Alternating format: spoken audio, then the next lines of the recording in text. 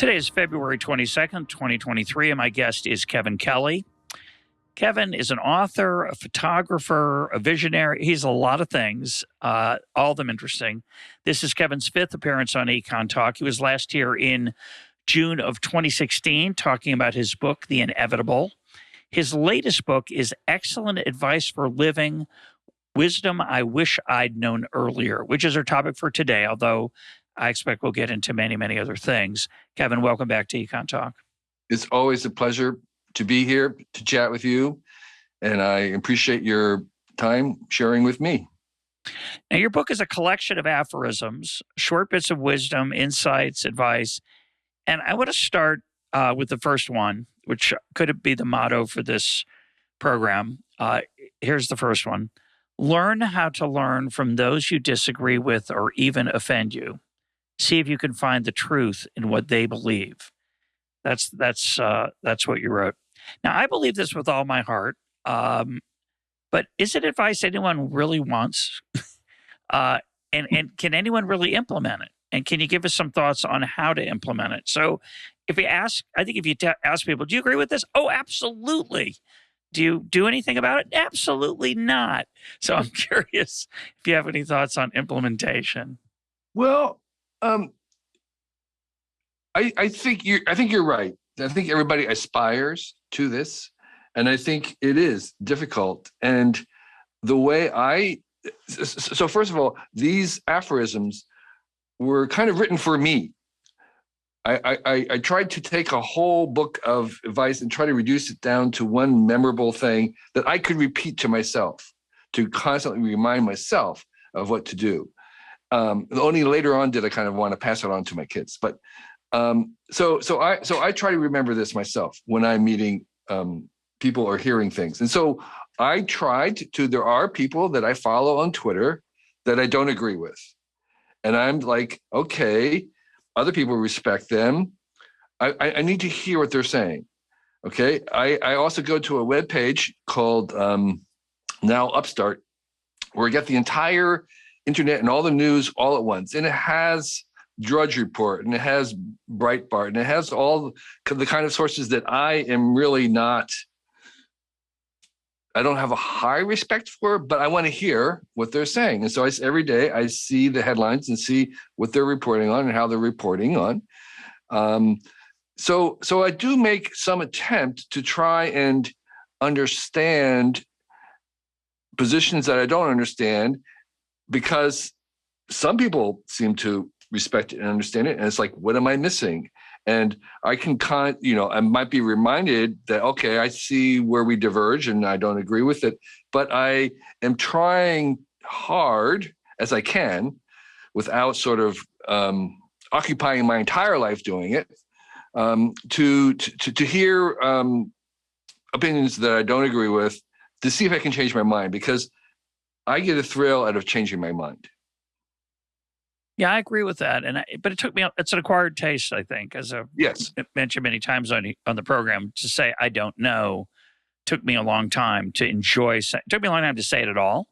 Mm-hmm. It took me a long time to enjoy saying it. And I know people who, when I ask them if they've heard of something, they can't say no. I know they haven't heard of it. They say, and they kind of go, I think maybe, and I'm thinking, you've never heard of it. It's okay. Just say it. It's okay.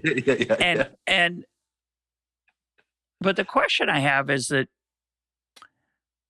is this good advice in the sense that most people, I think the reason I think this kind of experience or advice is not often taken is because it's not so fun. And certainly at first, right? To be told, to imagine that your intellectual opponents say, there are many ways, aspects of this, but to imagine your intellectual opponents might be right, that's no fun.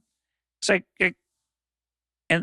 so I'm just suggesting, I think this is advice that's hard to accept, and it does often lead to discomfort, which is a better way of making the point. Right. And that you and I think discomfort's good. Yeah. Most people don't. I don't think. Yeah. I in part travel a lot to embrace some discomfort. I think some discomfort is part of what good travel is about. You're actually putting yourself out, you're leaving things behind, and you're having some discomfort. And that discomfort is good because it's forcing you to to look differently, to think differently, to reevaluate what it is that you think is important. And I think that is, there's another piece of advice in the book, which is that for certain, there are things that I believe very strongly that my descendants will be embarrassed by me and my belief. Yeah. And so I'm always wondering, what is it that I'm totally wrong about? And I really want to know, because I don't want to be wrong. And so I'm kind of, checking in to see what is it that I believe that will be embarrassing in the future. And it's very hard to tell, because obviously I'm not believing in things that I think are wrong. And so it could be anything. It could be that I think this advice is true and it's all wrong. That would be very embarrassing. Yeah. But there's something that I'm getting totally wrong. And I would like to know about that. Let's talk about the power of cliches. Some of these, some of the aphorisms are things, of course, yeah, I know that. Yeah. And others are surprising, and others, as you say, might not be right. But when we think about a focused piece of insight, I'm going to give you one that you gave in the book. If you mess up, fess up. Mm-hmm. And that, it has a few other sentences around it, but I'm going to remember if you mess up, fess up. And I'm wondering if you might talk about the role that a mantra has in habit formation. That's really what you're talking about. That when you come to a decision or a crisis or a moment of anger, what you can, quote, say to yourself. Right. Can one of these, these expressions come to mind? You say you wrote them for yourself. I have my own. I have a bunch of these, of course. I think we all do. And I want you to talk about whether that's a good idea, whether people listening should try to acquire these. They're a little like poetry, things you memorize to hold on to and have, and you bring them out. If you think enough about them, you will bring them out without having to ponder them. They will pop into your head and maybe prevent you from making a terrible mistake.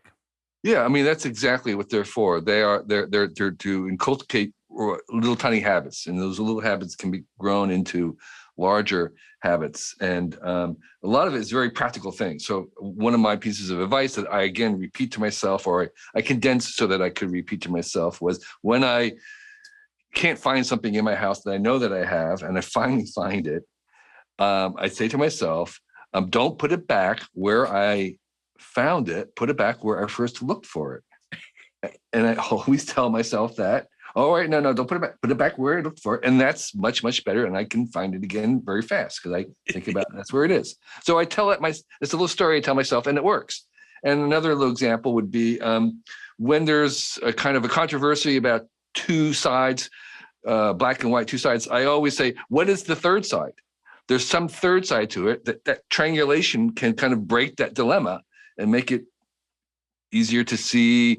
Maybe there's a solution in there. And so it's like, okay, two people with this side, there's a third side. Where is it? I ask myself, when there's two sides, where is the third side? So I'd say that to myself when I confront those. And that's the kind of practical proverb, maxim, adage that I'm trying to make something memorable. If you mess up, fess up, that's something you can remember. Another one I love, which is also one of mine, I literally say this to my children at times: listening is a superpower. It's hard to remember because we like to talk, but listening is a superpower. And you add to it a really interesting addition. You say, listening is a superpower. While listening to someone you love, keep asking them, is there more? Right. Until there is no more. Right. So, yeah, you need to go at least 3 times, but you say, is there more? And then they're talking and you say, is there more? And then you go. And by that point, you're really getting the heart of the matter. You've got to go all the way and let them go through the obvious stuff and the cliche stuff. And then at the third, is there more? Then you'll hear the real story. You have a rule of 3 in conversation. When you ask someone for a reason for why they did something, ask them again to go deeper. Right. Does that work in your experience? Yes. It does. It does. particularly if there's an uncomfortable conversation to be had, which is another piece of my advice, is that you kind of gauge your own personal growth by how many uncomfortable, back to this discomfort, conversations you're willing to have. But part of that is to, yes, if you are willing to be patient and hear them out and encourage them, sometimes it takes that third try, and which is related to another piece of advice, which is if you're researching something, you often need to go down to the seventh level of the footnote to the footnote, or the person who doesn't know who may know, in order to get an answer to something. And there is this sort of a sense of this kind of follow through, because the superficial, easy answers are not really going to work, but you need to be patient. And patience is another theme of the book, that we overestimate what can be done in a couple of years and underestimate what can be done in a decade, or doing it for 10 years. And so I have kind of a long view. There's a long view that kind of suffuses the book, which is like, if you take a long view for investments, for friendships, for relationships, you can get a lot done. If you're trying to get rich quick, it's not going to work. Let's talk about the nature of advice generally. I reflected on this recently on the program. It's not clear people can take advice, even when they ask for it. Sometimes I think people ask for advice just because they want to be reassured. They don't really want your opinion. And this kind of book is a book that, I would consider giving to my children. Of my 4 children, I'm pretty confident 2 wouldn't read it at all. They would just put it down. One of them likes this kind of book. One, I think, might be open to this kind of book. But in general, if I pass on wisdom to you, especially if you're younger, and I think you and I are about the same age, but if I pass on wisdom to you, can you accept it without having learned it, quote, the hard way, right? By messing up and seeing the consequences. And yeah. Can we accept advice of this nature, really? So I think you're onto something. So what's the metaphor I want to imagine here? I want to imagine that, in a certain sense, the advice works best not when you're introducing an entirely new concept, because I think that is very hard to convey this entire amount of wisdom in this little sentence. But it works best when you have already kind of learned the lesson, but haven't articulated it yet and don't have a way to handle it. You might not have even processed it. You may kind of like be leaning in that direction. And this is something that comes along and crystallizes it, or coats it, or gives you a handle, or in some ways activates it. You're not actually learning it from this little tweet. You're actually having it, soldered onto your brain in some ways. The thought that you was emerging already, and there it is kind of like, okay, I get it now. It's been said this way. So I think it is hard to change someone's mind by hearing one of these little sentences. Occasionally that might work, where, oh yeah, aha, I hadn't thought about that. That's good. But I think it's more along the lines of distilling complicated things and giving it a little bit of a handle to it so that you can grab it when you need it. Yeah, I mentioned recently the book The Heart Aroused by David White. And what that book is, it's W-H-Y-T. It's a lovely book. He takes a number of poems and he distills lessons from those poems for business life, but mostly as well, everyday life, human, personal life. And one of those is one of the, might be a story, not a poem, but one of them is, one of the lessons is hold your anger for a day. And that's a phenomenal piece of advice. And it's really hard to keep, because when you're mad, when you're angry about something, you've lost some control. And the idea of holding your anger for a day is not easy.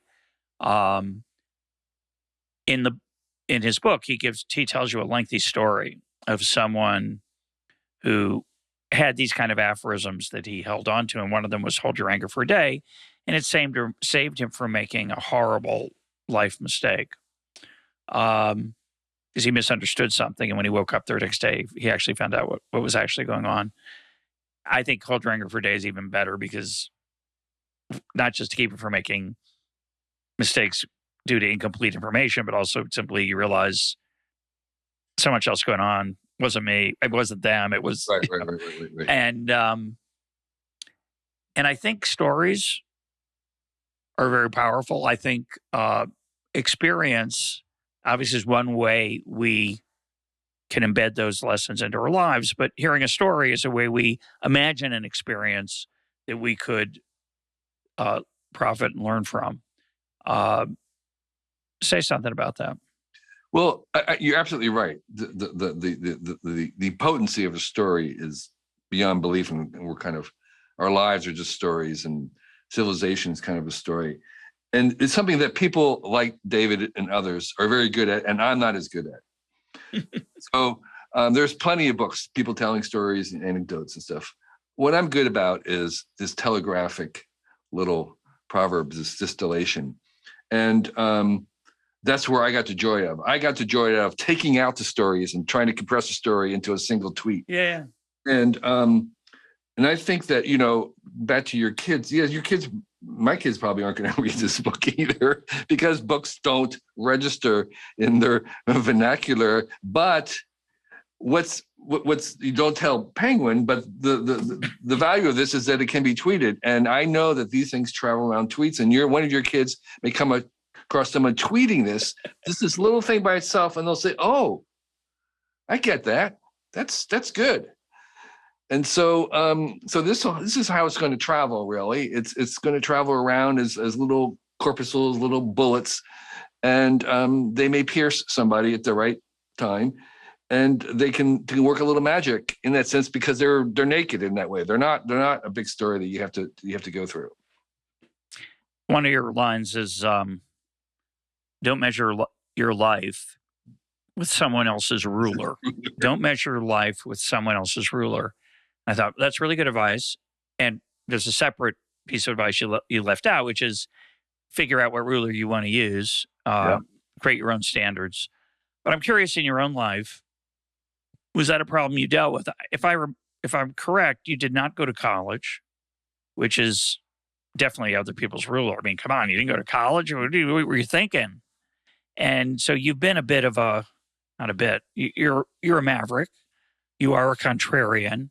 So probably not measuring yourself with someone else's ruler came relatively easy for you. But were there times when you regret now looking back on it, that you made decisions that other people expected of you, and yet you wish you'd done something different? Not very. I haven't had very many of those regrets. And I think I was temperamentally inclined in this direction. My favorite author in high school was Henry David Thoreau and Walden, and Marching to a Different Drum. That he was my hero.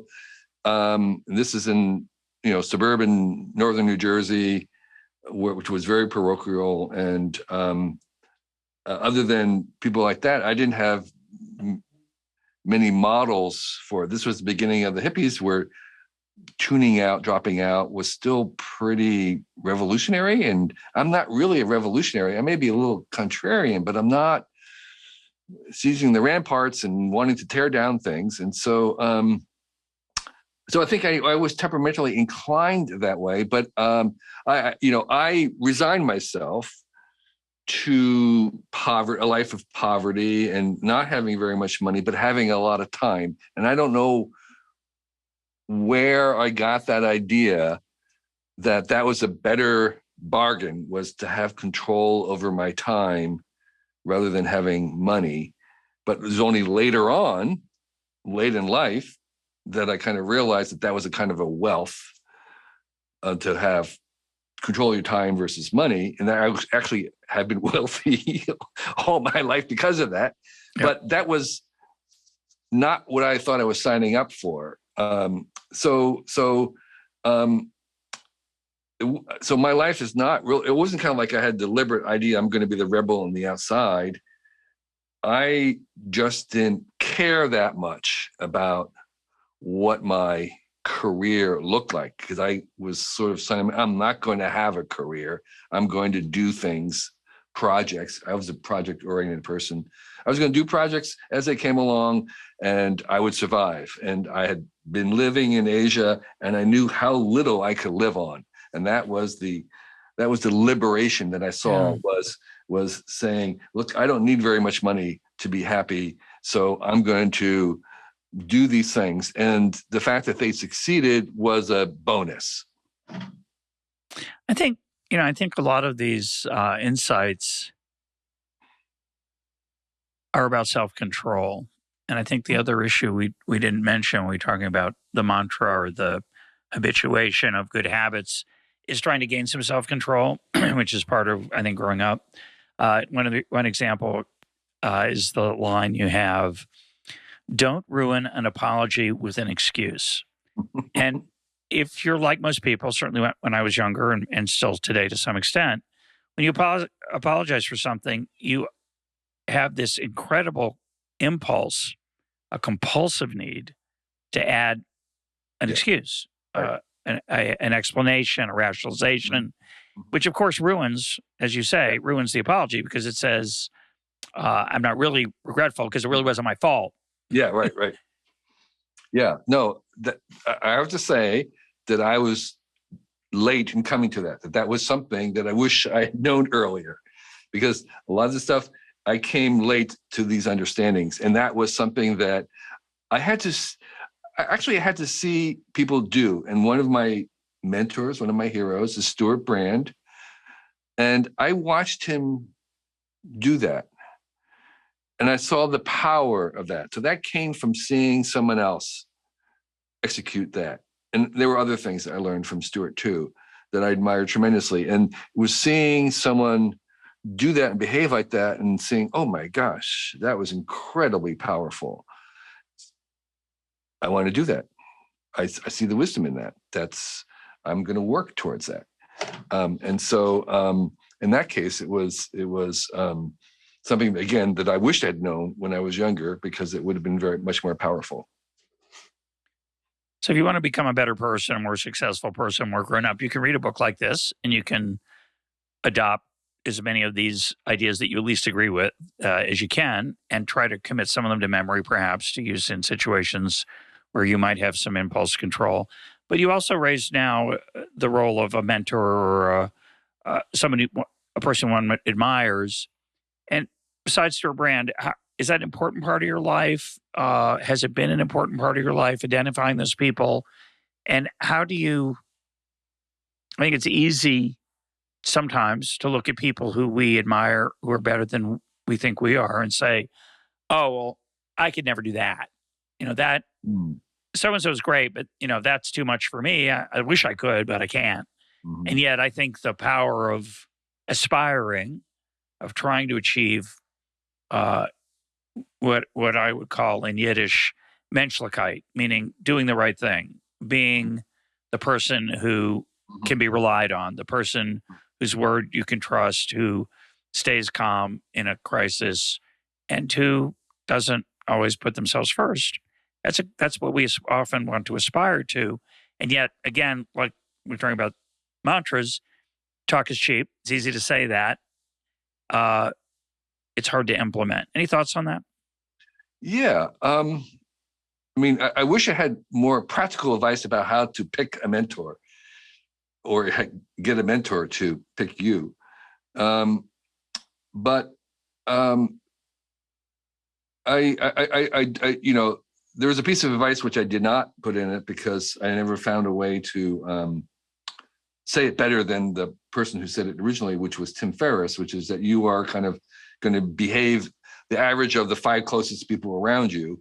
And so I did try to surround myself with people that I respected at the very least, and maybe even admired if I could. And the kind of people that I admire were people who did achieve things, but who were, to me, attractive people while they were achieving, that they were people that I liked to be around and I felt were making me better as for being around them and for trying to be like them. And so it wasn't just Stuart. There were other people in my circle that the more I got to know them, the more I respected them, which is for me the real telltale, because a lot of times you meet your heroes and it's like, oh my gosh, they're not who I thought they were, and I'm not that. The more I know them, the less I respect them. I wanted something where every time I met them, I was like, oh my gosh, I respect you more. And there are very few people like that, but if you have one or two in your life, that's a lot. And I might have been lucky to have that association, but I don't know. There are. I have to say there are a lot of people. There are enough people like that around in the world that if you wanted to, you could learn from. And so, so I never, again, this is me talking at the age of 70. I think while this was happening, I wasn't as conscious about it. I wasn't as deliberate. I wasn't going about saying, I need to find a mentor, someone I can work with and learn from, not what they know, but how they behave. That never occurred to me. I wish someone had told me that I should be doing this deliberately. I should be paying attention to it. But it happened very organically, inadvertently in some ways. Although I did make a very early decision, and I don't know where it came from, that I was only going to work with people that I really respected. That was clear. It's like, if I am not enjoying this, if I am not impressed or respecting these people, I am not going to work with them. It's like I'm just not. I may try to learn from them. Again, going back to the original question about someone I disagree with, but I'm not going to work with them. Before we leave the book, I want to talk about some other things in a minute. But before we leave the book, I want to read one more, because it's a secret you've revealed here. Here goes. Ignore what others may be thinking of you because they aren't thinking of you. Very hard to realize that. It really is hard. It is. It is very hard to realize, but it's true. And yeah, it's as you're making a good point that a lot of these things are very easy to say and much harder to actually put into practice. And these are reminders, and they're not magic pills that you take and then you suddenly do them because you've said them, incantations and stuff. They're habits that you have to have. But I think my premise is that if you have a little saying that will help you begin that habit, that it's better than not having it, just to try to make the habit out of whole cloth. So this is a little bit of a mantra, of a reminder that you can say that might help you with that habit. I know we want to go off the book, but I have one thing, which is my favorite. Please. And this is sort of, for me, the thing that I really took only in the last 10 years did I kind of realize this. And it would have helped me earlier. And that is, don't aim to be the best, aim to be the only. And that is, very aligned to that is this idea of, like, my career advice to young people is try to work in somewhere where there's not the name for what it is that you are doing, that it's, you find it very hard to describe to anybody else what it is that you're up to. That's an uncomfortable place to be, but it's one of the most powerful places to be. And don't be the best, be the only, came from my realization of being at Wired, where I was trying to make assignments. I'd have ideas, and I thought they were good ideas, and I'd try to get somebody to write them. I was giving away ideas, good ideas. And often, very often, I couldn't get anybody to take these ideas. It's like, no, that's not a good idea. I don't want to do that. No, who's interested? Well, so I would put it away, and I'd say, oh, obviously it's not a good idea, but it would come back a year later. And it's like, no, I think that's a good idea. I'm trying to get someone to write it. I couldn't get anybody to write it. And then maybe another time, and then probably the third time around, I would have this realization, this is something I have to do. I think I'm the only one who thinks this is a good idea. I'm going to do it. And that would be one of the best things I would write. And I got in the habit then of trying to give away my ideas. Whenever I'm working on something, I'm talking about it, and I'm hoping that someone else will steal this idea. Because if they steal that idea and do it, that means that I didn't have to do it. Because for most young people, they're kind of, if they can find a job, and I was part of this, if they can find a job that I love and that I'm good at and that I pays well, that people find valuable, that's like the Holy Trinity. That's like, okay, that Venn diagram is like, that's what you're aiming for, to do something that you love, that you're really good at, and you get paid for it. But once you arrive there, there was another level. I realized there was a whole other level. And that other level was, can anybody else do this? And so this was a way to say no to things. So there was a fourth thing is, yeah, I could do this. It'd be fun to do, and I'd enjoy it, and I'd get paid to do it. But someone else could do this. I only want to do the things that nobody else can do, that I love to do and would be good at and get paid at. And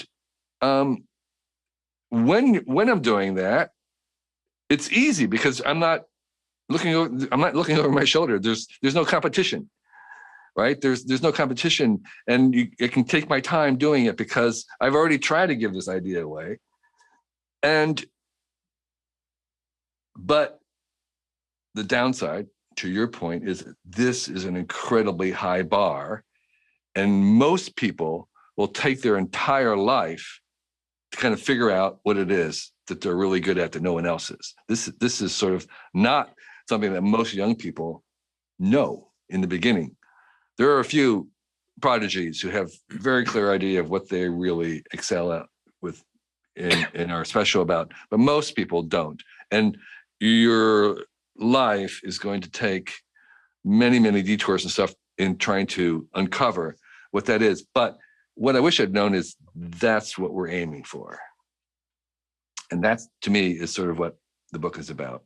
Now, it's a great example of don't be the best, be the only is a good example of what might not be good advice in certain situations for certain people, but for others, it's life-changing.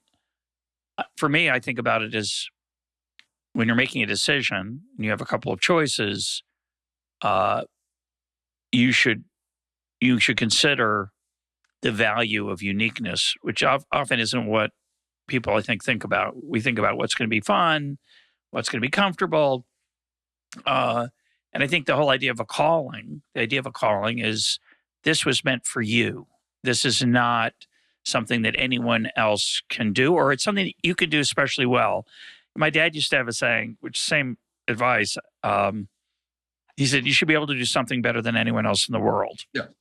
And for him, it was drop kicking, the art of kicking a football through a Right. field goal through the goalposts, an art that had been lost and replaced by place kicking.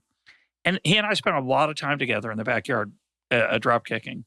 Right. And I'm not sure that was good advice. I don't think drop kicking is necessarily what you should devote yourself to, or some similar arcane art. But the idea that you should look for something where you can where you can contribute something unique or close to it is very powerful. Yeah. And again, I don't know if it's practical advice, but it's worth thinking about. I think it is practical in the sense that it's a direction. It's not a destiny. It's just like, as you said, if you have choices that seem to be very, very equal, similar, choose the one that goes in that direction.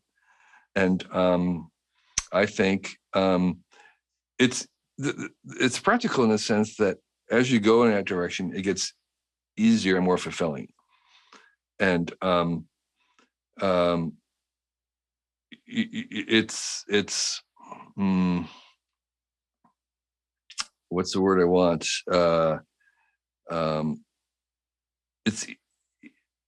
It's you can be paralyzed by having to make decisions when you're on, particularly and not knowing. And I think even having a suggestion about a general trend can ease some of that paralysis about making decisions. Of course, the other thing, and your life is in many ways an example of this, probably in many, many cases, the twists and turns your life has taken. It's not true for everyone, but it's true for me. And I'm pretty confident it's true for you. You'll let me know. But what's true is that some of the best things in my life happen unexpectedly. They're serendipitous. And I think a lot of what makes life thrilling is that serendipity, but it's not just thrilling, the surprise thing that turns out, but it's also things you wouldn't have found otherwise, not just that they're a surprise. You wouldn't have come across them. And so many projects that I've done had unexpected consequences. This is one of them, EconTalk. It ended up in a very different direction than where it started. And I think its impact is very different than what I expected and planned. And in your case, I mean, you produced a crazy fat book of photographs from Asia that probably cost you a fortune to get those published. And you traveled to take those photographs. And in some sense, I assume it's not a bestseller. I'm just guessing. It's a labor of love, but I assume it's one of the best things you've ever done with your life is to create that book. We shared a stage a while ago, a long time, it seems forever ago, in San Francisco, talking about some creative projects that people were doing. I was talking about my animated poem. You're talking about those photographs. And most people have never heard of them, don't know you did that, I assume. So talk about how that came out. You glad? Well, one thing I would say about so this is for the listeners. This is humongous 3-volume, oversized books that together weigh 30 pounds, and they're in a slipcase. There's 9,000 photographs, which there's no other book like it in the world. I know. I've looked at them. Each of those 9,000 have a caption, and the audience for that book was singular. It was me. Yeah. I made the book for me, and there's nothing I enjoy more than sitting down late at night and going through this. Of course, was there at all these photographs, but it wasn't just. I just enjoy those images and what they're doing. So I thought, okay, I'm making it for me, and I'll make 4,000 others for anybody else who might be moved by them, like me. But the audience for it was me, entirely 100% me. So I didn't care whether or not it really sold or not, as long as, I didn't want to lose money from it, but I wasn't trying to maximize the number of sales. I was trying to get the book into the hands of people who would really appreciate it, which is why I gave a lot of the books away. But for me, it was just the creation of it and just my enjoyment of this artifact of a book. And so it was 50 years in making. It took me, I started in 1972. And it's a crazy thing. There's no economic reason for me to do it. It was closer to a compulsion. I mean, not just the book part, but the actual traveling to these 35 countries to the end of the road. I mean, these were not taken in the capital cities. These were expeditions out into the back, which I was doing over 50 years. It was a compulsion in a sense that, like, I can't stop. I've got to go to Uzbekistan up into the north. I haven't been there. Who knows what's there? So there was a little bit of a kind of a completist thing of really having to do it. And it was art. I describe it as art, as you know, as my contribution, and what I'm certain of, no one else in the world could have done that or would have done that. Whether it's significant or means anything to other people, I don't know. But for me, it was something that I felt I enjoyed doing it. It was a good idea. I thought it was fabulous. I'm a fan of it, and that's what counted. I mean, it's a great example of only. Yes, exactly. And I don't think, again, I don't think you should generalize and say, do things you love, no matter what the consequences, do them for you, because sometimes those are mistakes and you go down. Absolutely. And I have I have a piece of advice in the book which says that, you've got to walk this thing of like never giving up, or else giving up when it's time to give up, and then having your friends help you just, discern what the difference is, because you can't really get things done unless you give things up. Yeah. Right. I mean, if something's not working, you've got to change. And that's a skill as well. Yeah. So, we talked about that with Annie Duke in her book, Quitting, which is a nice book. Yeah. Because let's switch gears. I want to talk about the book you wrote in 2016, The Inevitable, that we talked about on the program. And that was a very optimistic book about technology and the future that technology would usher in. And the world's gone in a very unexpected direction, I think, since then. And I first just reflect on that. Do you think about that book? Do you have optimism left? I'm sure you do, but talk about where you think you went wrong, or you think you went right. To answer the first question, I am more optimistic than I've ever been before. I think I have a natural amount of sunny disposition, but my optimism is actually not just my disposition. It's actually a carefully constructed perspective. It's a deliberate perspective, and I am more optimistic now than before because I've been reading more history, and a lot of my optimism comes from history, from what we have had in the past compared to what we have now, and that momentum. So in general, just to answer, yes, I am more optimistic than ever, and I think I stand behind most of the sentiments in The Inevitable. I stand by the larger controversial stance of I became a kind of a very reluctant technological determinist. So I allow myself to use the word inevitable in the broad sense of that a lot of the changes, like AI ahead of us, is inevitable. We're going to have it in some form or another, and no amount of regulations or anything else is really going to stop it. We have an incredible choice about the character of these AIs and who owns them and how they're regulated and stuff. But the inevitable is that they're going to be coming, that they're going to be there. And so I haven't retreated from that. You're probably referring to the world changing as the sediment of people being upset, concerned about the way social media technology has sort of infused everything and its role in our lives, which a lot of people found surprising and upsetting. And there's also the capitalistic overlay of that, of the monopolies of the current companies running them. I liked Ted Chiang's analysis of this, which is I think this is true, that when a lot of people are complaining about technology, they're really complaining about capitalism. That's what they're unhappy with. It's not the technology itself, but this sort of the capitalistic, consumeristic aspect of this. And that may be true. So in short, I think that this is a correction, to put it in the economist term. I think we're in a correction right now of, an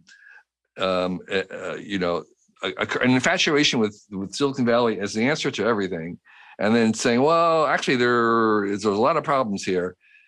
And now there's this kind of like everybody, not everybody, but many people are down on it. And I think that's just, again, what I talk about, the panic cycle. I call it the tech panic cycle, where this kind of getting frenzied about things that are mostly, what's interesting about the tech panic cycle is that most of the complaints are not about people, they're third person complaints.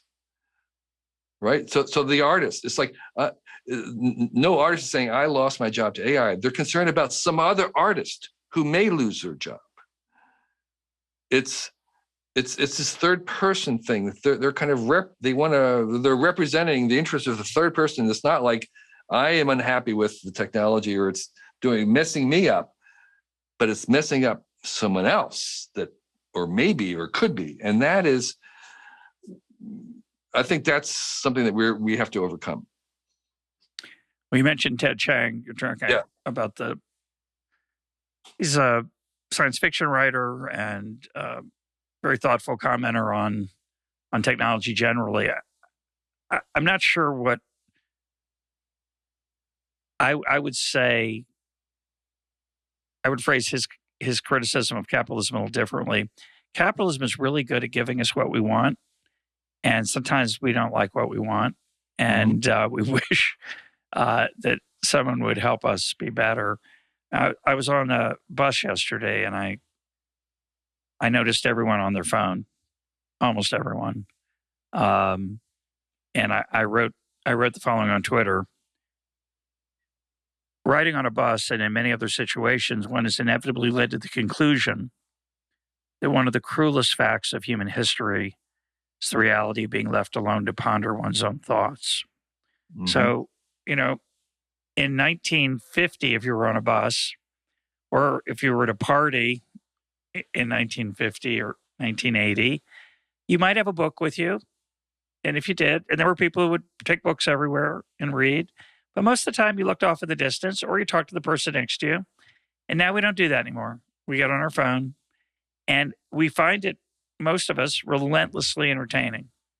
And the idea of being deprived of that entertainment is makes us sad. And we don't have it. We fidget and we're nervous and we're uneasy. And that tweet was ironic. Some people missed it. Yeah. So I spent a lot of my time as an adult on buses in Asia, primarily. Often, I think spent half of my adult life waiting for a bus to leave, because in Asia, they didn't leave until they were full. That was the schedule. And I've seen tremendous numbers of people, this is all pre-phone, pre-internet, on buses, sitting there, as you say, staring out the window, not talking to anybody, staring out the window. And there would be people on the streets, sitting, squatting, doing nothing, absolutely nothing, except whatever was in their head. I'm not sure that sitting, staring ahead is preferable to actually interacting with the phone and maybe someone else or an idea.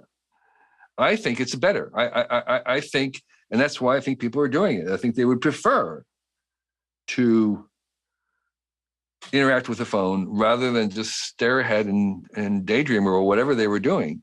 Now, it is true that we need solitude to create things. We have to have some space to do it, and that could be crowded out. But I think the fact that people are in a bus looking at the phone is not necessarily evidence that is better than people staring out the window. And so I like to see data. So the one thing I say about the future going is I want to have an evidence-based decision. I don't believe in the precautionary principle at all. I think it's a really misguided idea. I believe in the proactionary principle. That's my term for it, which is things where we're constantly evaluating things based on evidence of how they're actually being used and what actually happens, rather than some imaginary harm because of a third person. And so, so I would say, show me the evidence that this is actually worse. And what I always say about technologies, new technologies, we always have to say about new technologies is compared to what? Compared to what? So phones compared to newspapers or books or staring at the windows. There's some new harm in social media. Compared to what? Compared to Fox News, compared to cable TV. Is there more information? Is there more influence on the election from social media compared to what? Compared to cable TV or talk radio? So let's see the evidence. Well, Jonathan Haidt's working on a really interesting project, and he's I think, as much as my leaders in this area are Jonathan Haidt and Scott Alexander for worrying about whether they're wrong, and their willingness to accept the possibility that the other side is right. So Jonathan's created a remarkable document online you can look at. We'll link to it. I have about the evidence that starting around 2012, to my eye, it looks more like 2010 sometimes, but somewhere around 2012, there was a rise in not good things. Some of those things are hard to measure: anxiety, depression, sadness. But there are things that are fairly easy to measure: self-harm that results in a hospital visit, suicide. And these are rising dramatically in the United States, at least. And he's got other country data in there. I haven't looked at them carefully yet, but so the United States. And that's my criticism of it. And we've had this conversation together, which is that it's primarily the U.S. And there's so many weird things about the U.S. that I think it's dangerous and misguided to decide on the policies of technological use based on how U.S. children are using it. First of all, it's really, again, compared to what? And so is there bullying it? Do they compare it to the bullying that happens in the hallways? No, they haven't. And so it's just a correlation, by the way. I want to be clear. It's not. Exactly, it's not. right. I don't mean to suggest this is a proven case. It's not. Obviously, there are many things happening in the United States between 2010 and 2023 that are not just the rise of cell phone access for young people. So. So I'm saying more evidence, more studies that this kind of looking at what technology does to us should be the default of what we do, and that should be the basis in terms of how we make policy. And yes, it's going to slow down things, which is good. All right, I mean that's fine. Social media is hardly 7,000 days old; it's still an infant. We don't really know what it's good for, or we don't really even know what it's bad for yet. And so, but let's base it on the evidence rather than the imaginary harms of a third person. Well, I love that imaginary harms of the third person thing. That's a deep truth and insight. Now, let's talk about ChatGPT and AI generally. You wrote in 2017 an essay that I found quite compelling, still find compelling. And yet I'm wondering whether I'm overly optimistic. That essay made the argument that despite the fact that some really high IQ people are worried about AI evolving into something we don't control, that worry should not consume us. What was the argument, and where do you stand now on that? Yeah. In the past couple of years, there have been $100 million devoted and spent on what we call AI alignment, AI safety. $100 million of people who are very concerned about the possibility of AI going out of our control. And the extreme position of that is that, in short form, the idea is very, what's the word I want? It's very appealing in a certain sense, which is that we can make an AI that could design an AI smarter than itself, which would then design an AI smarter than itself, and that process would also start to increase in the speed, and then in a very, very fast exponential time span, we would have this sort of godlike thing that would not need us, that would displace us, that would not be aligned with our human values. And that's sometimes called the singularity. But there's this idea of this sort of superhuman AI. And in my investigations of that kind of logic and that argument, I could find, again, no evidence that was happening. And so I would say there's a greater than zero chance that that's possible. And there should be some amount of people who are dedicating their lives to make sure that doesn't happen. I equate it to like asteroids. So our entire civilization would be existentially extinguished with an asteroid impact. And so there are a small group of people that should be funded and are being funded to make sure that we don't get hit by an asteroid. So there is a greater than zero chance that could happen, but that's not really influencing our general day-to-day policy. We're not altering what we do based on the fact that we could be wiped out by an asteroid. And so the same thing with the AI thing. Yeah, there's a possibility that could happen. There should be some people, but it's not a real serious thing that should influence what AI we decide to use and how it should be regulated right now. And the reason why it's not really worth worrying about in that capacity is for many reasons, but let me just take one example, which is this idea that intelligence is a single dimension like decibel that's sort of increasing through AI. That is kind of like quiet in mouse and rats and kind of gets louder with us. And then you have geniuses where it's really high. And then there's, the AI, which is extremely high. Well, there's no evidence whatsoever that intelligence is a single dimensional. Like, it's multidimensional. It's very, very graduated. It's a huge possibility space. And we have no idea really what those ingredients and dimensions even are. And to say that this intelligence could expand exponentially, there's no evidence of that either. Of so far,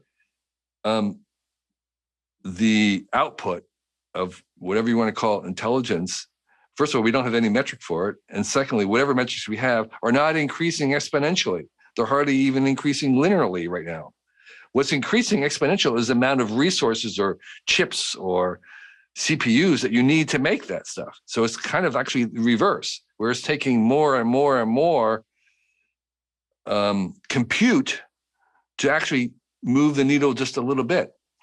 And so this idea that there's sort of a runaway exponential growth of intelligence, again, it's possible that could happen, but there's no evidence to. So what I say is that this vision of the super human intelligence is mythical, if not religious. It's a belief. It's not really based on evidence of what we know about either AI or the rest of the world. And so it could happen. It's possible, but so unlikely that we really shouldn't spend much energy or have it as an influence in our deciding what we want to do as a society right now. I'm going to give you my take on it. You can tell me if I understand it and if you agree or not. So I've been in your camp for a long time. Mm-hmm. I interviewed Nick Bostrom on his book Superintelligence, which I found unconvincing. That was a doomsday book about the threat we're under, and I I mentioned to him that it was godlike. His view of artificial intelligence was very similar to medieval theologians. He was not surprisingly taken aback by that. But I think so. I'm in your camp, but I'm going to follow your first aphorism, and I'm going to see I'll tell you why I'm a little more worried than I was a while back. There was an essay in the last couple of weeks by Eric Hole, the neuroscientist who I've interviewed, and I have a huge amount of respect for him. He's very thoughtful. And he wrote a really alarmist piece about ChatGPT. Basically, it was not ChatGPT, Bing's version of it, where Bing came, right. Microsoft's version came out and said, I am Bing, I am evil. That was the name of Eric's essay. Right. And I may talk about it in this program at some point. But the theme of that was that we're the equivalent of a primitive pre-human species inviting Homo sapien into the campfire to see what we could learn from him. And then, of course, Homo sapiens probably ended up killing off most of our pre-human competitors. And here we are bringing them into the campfire. Like, what are we thinking? It's a Trojan horse when we're bringing it in, knowing it's dangerous. And I think besides the kind of things that Bing went off and said, slightly, I think, disagreeing with your claim about it's not improving. This thing, ChatGPT, in like a month, it's passed these medical exams and it's passed the bar and it's passed the da-da-da-da, and obviously it's getting smarter and smarter already. And I think my take on it now, that's the background, I apologize for the long intro, but my take on it is that there's a confusion about what intelligence is, not your insight, which is correct, that it's multidimensional, but I think there's a leap of faith or presumption that a machine that mimics something that we do must therefore be as sentient as we are. And I'm going to give you an example. I read an essay by Stephen Wolfram this week about how ChatGPT actually works, which is that it looks for the next word that is typically used in sentences that are on this topic, and it's got a huge billions of words and sentences to choose from. So it's not really thinking. It's just looking for the next word. And then what Stephen points out is that, well, actually, it works even better if you don't always choose the most likely next word from the data, and it becomes more lifelike. And in a long essay I read a good chunk of, he tries to explain the algorithm that generates these essays that seem rather well done. Even though they're not great, they're pretty good. And when you think about it that way, if that's actually what it's doing, I guess you could have two thoughts. One thought is, well, isn't that what we do when we write? I mean, I look for the next word, and sometimes I reject the obvious one because I want it to be more interesting. So ChatGPT is doing what I do, and it's like me. But I don't think it's sentient. And I don't understand the argument of the Boströms et al., who argue that it's going to have, quote, a mind of its own. I don't believe that. I don't see the evidence for it. Am I missing something? Do you think I'm right? You're right. I think Stephen said it in his piece, Stephen Wolfram's piece that you're referring to, that what it means is that where we're changing our mind is to say that actually writing a sentence or writing a essay is actually a more primitive and more elemental thing than we thought. It's sort of like, it's not as a big of achievement as we imagined. Just like playing chess turned out to be a more mechanical thing than we thought. And my point about the image generators was that we have always reserved creativity as something that you had to be conscious first to be creative. And it turns out, no, you don't need consciousness at all. You can make creativity, at least a lowercase version of it, in a machine and system. So creativity is not the high bar that we thought. It's actually a low bar. And the next surprise that we're going to have is emotion. A lot of people think that, oh, we won't have emotional machines or artificial emotion until we have consciousness and awareness. No. Emotion is very elemental. Look at your pets. Look at any animals. They aren't sentient very much, and they have emotions. And so emotions, again, is lower down is a lower down, more mechanical thing. And writing turns out to be not as sophisticated an achievement as we thought it was. Okay. And this autocomplete, which is what these things are, they're just going to complete the next thing. Turns out to be, yeah, you can do that. And we'll look back and say, oh, obviously. Yeah. I mean, it's like translating things. That turns out to be not a big higher level chore either. It's just translation. And so our mutual friend, Jaron Lanier, is concerned about this demoting humanness. And there is a sense in which we are, because we're saying lots of things that we have done and we have identified as very human things turn out to be maybe very human, but not necessarily very elevated. They turn out to be things that we can actually replicate. This is elementary stuff, and it's not anywhere near consciousness, and it's not anywhere near self-awareness. And we can't right now do deduction and logical reasoning and mathematical proofs. We might someday be able to do those things, but it's important to remember that we haven't done those. We've only been able to synthesize a few of the cognition types that are in this very complicated suite of what human intelligence is. And the point that I make about these AIs, always plural, because there's going to be thousands of them, all engineered in slightly different combinations to do different kinds of things. I've been using the AI image generators for a year now, every day making AI art, and they have different personalities. There's Midjourney for this kind of thing, and there's DALL-E for that thing. And they're engineered that way to be more arty or more photographic. And we will work with them to do that. But in every case, they're alien. The way that they do things, because they're running on a different substrate than what we run on, their creativity is legitimate. It's really creative, but it's off. It's different than us. It's different. It's alien. They have a slightly different alien way of doing it. And that is its true benefit. That's the main reason why they're valuable, is because they're not doing it like humans.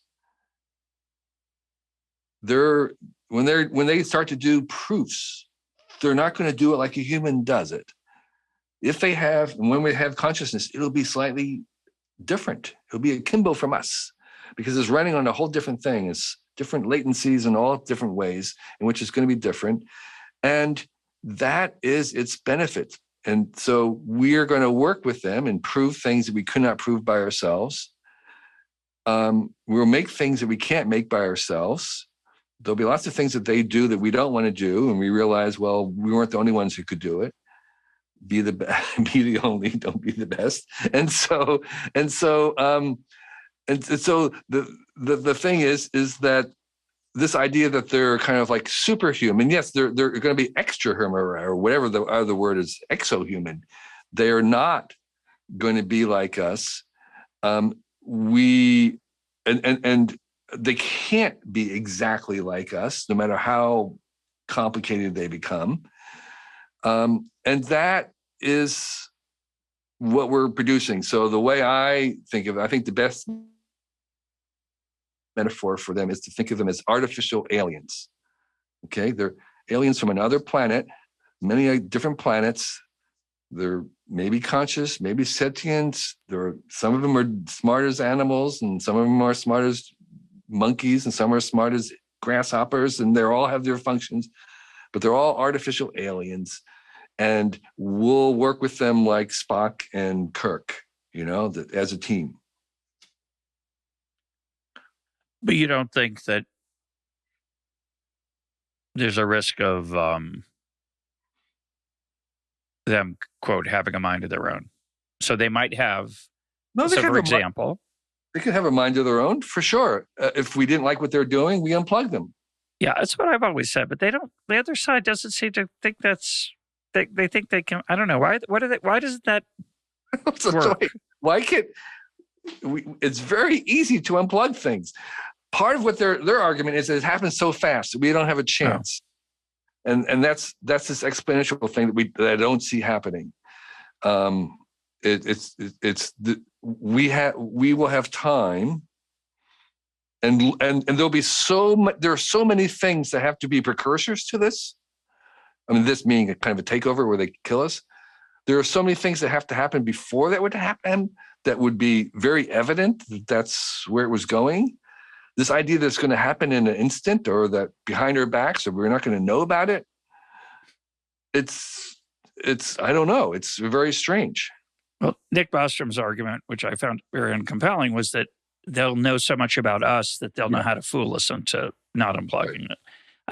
I think that's, again, the linear intelligence thing. It just assumes there's a number that they'll be a 58, we're only a 12, and therefore they'll be able to convince us of that. It just doesn't work for me. But there is an interesting related point that comes back to the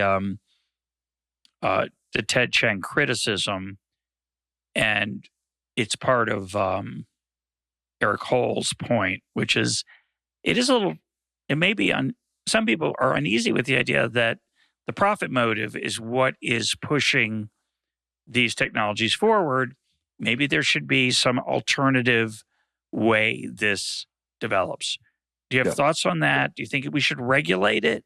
Should we take it out of the corporate world and into some other world, et cetera? Yeah, I mean that. So who owns these things are a big thing. Excuse me. I'm of the opinion that network effects will be at work in AI. That there will be certain AIs, certain kind of AIs that will benefit from more people using them, and the more people use them, the better they'll get. They'll have that learning, which means you have network effects, and so you will see these very large AIs explode through use, and they'll have a kind of a natural monopoly. That it becomes a service. I've long talked about this, that a lot of the AI will be a service, which you'll buy as much AI as you want to use. It'll be delivered like a utility. And so in the sense that it might become a utility, I think there could be some regulation, or maybe even some, utility like public ownership of it, and public control and public accountability for those kinds of AIs. There'll be a lot of other AIs that are just going to be running standalone, and you're going to purchase, and they'll just be custom made or boutique, whatever it is. So again, there's plural, there's AIs and plurals, but there will be one version of it that could be AI as service, and that might be so big and so ubiquitous that we might want to treat it as a commons. And there also might be planetary scale stuff happening. And the one place where I do admit that there could be a superorganism level planetary-like intelligence is at the scale where all these things are connected together, and there are things, emergent thoughts that happen at a scale that is very hard for us to even notice. And so in that sense, it would pay us to pay attention to how that develops, and at the planetary scale. And so that certainly should have some kind of, what's the word I want, management that's beyond the nation state, beyond national level, because it's a planetary thing. Some people have criticized the current ChatGPT versions that they're relying on using intellectual property that is not theirs. Yeah. At least they don't own it. And certainly in the art world, that's a related issue. These Adali and Midjourney are riffing on art that is owned by people, was created by people. I find it fascinating. I think it's very related to your theme of the inevitable. I think it would be really hard to outlaw ChatGPT because of those kind of concerns. Efforts like ChatGPT. I don't think we can put the genie back in the bottle. I don't think human beings are going to say, I don't think we should work on this. It's too dangerous. Yeah. Human creativity, I don't think there's any outside of a totalitarian state, and even in a totalitarian state, I'm not sure it works, but maybe in a modern totalitarian state we haven't seen yet. It's really hard to stop people from thinking up new things that they want to think about. Yeah, I think it's a little bit of a distraction, and I think there will be some people who will try to make ethical training sets where all the artists opt in, but I don't think it's really going to make a significant difference. And the other thing that's happening in AI is almost all the AI we have so far has been on neural nets, which require billions and billions of data points to train. We haven't been very good at trying to do AI that's trained on a few training sets, which is how humans work.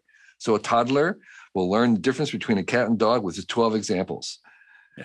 Well, we'll get to the point where we'll be able to do that. We'll have training sets that are very, very small. And my prediction is at that point, every artist will be clamoring to be included into the training set, to have influence, to be counted among the most important artists in the world, because you will only have a few of them. And so I think that part of it is distraction. However, there is one thing that ChatGPT has uncovered that I think is actually very important, very hard to figure out, and it's going to open up, I think, a multi-decade long project to figure out, and that is this issue of whether you can trust the answers or believe the answers. And that's a really, really fundamental problem that spills over to the general question of how we believe anybody and what we take as evidence of something being true and how we think we know things. So I think there's a lot wrapped into that this is sort of uncovering a little crack in the dike. And as we try and solve this for ChatGPT, we're going to actually be solving bigger problems that we had that we haven't really tried to address yet. And so I think I'm very excited by this kind of revealing the emperor has no clothes on, because it is a very difficult question. And some of the things I've seen, I mean, I just used this tonight because we had a medical report in our family from a doctor MRI, very hard. I just fed it into ChatGPT. I said, summarize this in plain English, and it did a remarkable job. Now, there might have been things it said wrong. I don't know. And so the question is, can I fully trust this? Because I have seen examples of people giving it multiplication problems that it was giving incorrect answers to. At the same time, there's other things where it does an incredibly powerful job that is very believable and very trustworthy. And how are we going to tell the difference? And so I think I'm very excited by this, because I think that this little weakness in the armor is actually something very, very profound that will require us to make an infrastructure that has the ability to kind of distinguish about what's trustworthy and what's not, what's true and what's not. Anyway, so that's my rant. No, I think that's a fantastic point. And Ted Chiang wrote a very thoughtful essay recently trying to explain why it makes mistakes, ChatGPT. Right. How could it attribute a book to me that I didn't write, or a job, had me working somewhere that I've never worked at? How could it make that kind of mistake? Right. He wrote a very interesting piece. We'll put a link up to it. But I think, to come back to your point about expertise or epistemology is what it really is, right? How do we know what we know? Sam Altman, who's the head of OpenAI that's created this,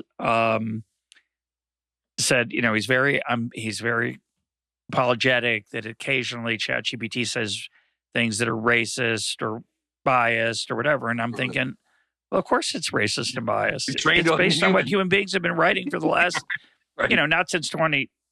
I think after 2020 it stops. It's like, we didn't fix that yet. So it's not going to get that much better when it takes in modern data. And so isn't the answer to this, instead of saying, well, we just have to eliminate that, isn't the answer, we have to be better consumers of truth and recognize that not everything we read on the internet is true. That's a bad standard. The better standard is to be aware that you have to consume this thoughtfully. I'm going to come back to translation. I'm living in Israel. I'm living in Hebrew a lot.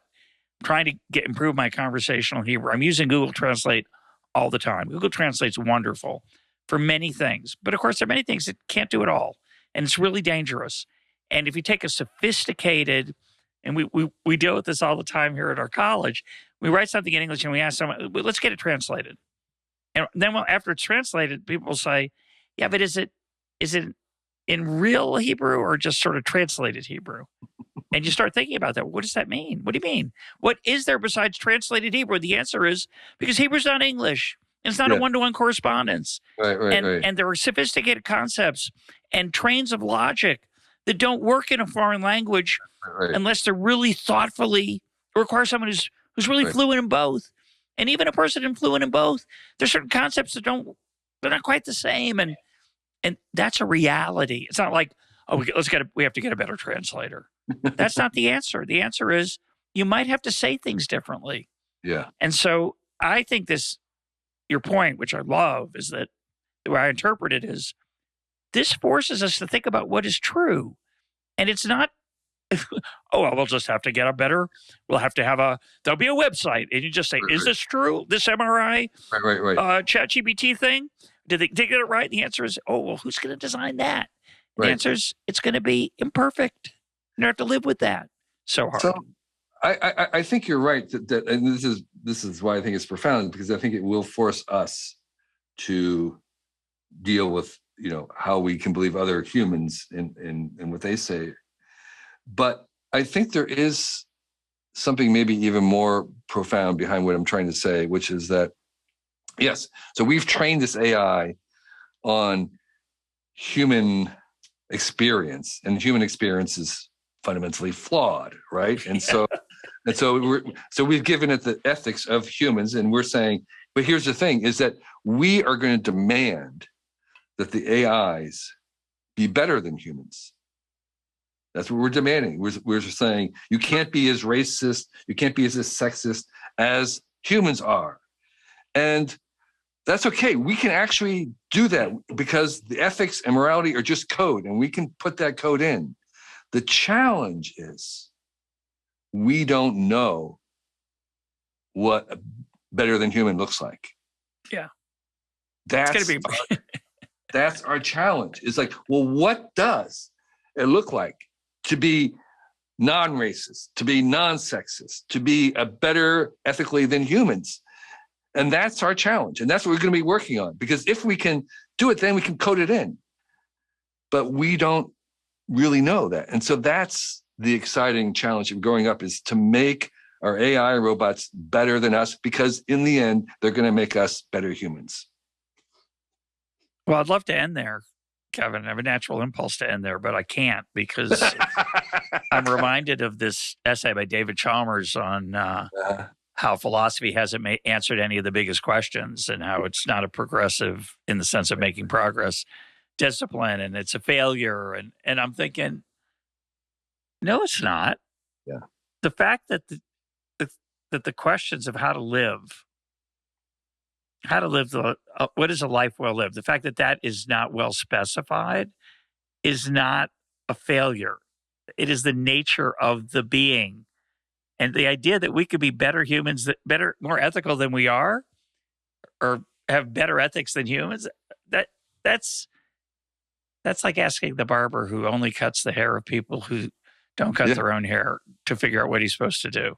How are we going to get outside ourselves to figure out what would be better for us? I don't see that working. Here's how we're going to do it. We're going to make aliens. We're going to make artificial aliens, and we're going to create these other beings, and they're going to help us go beyond ourselves. We can't do it by ourselves. This is the paradox, is that by ourselves, we would be unable to make it better than humans, but we can with the help of these artificial aliens that we create. That's my premise. That's my prediction. I'm sticking with it. And that's why I'm excited. My guest today has been Kevin Kelly, who will be back here in about 6 months after he writes the essay that convinces me of that. Kevin, thanks for being part of EconTalk. Russ, you're just fabulous. I just enjoyed this conversation so much as usual. And I appreciate your playing with me and inviting me on here. And thank you for your enthusiasm for the book as well. Take care. Yep.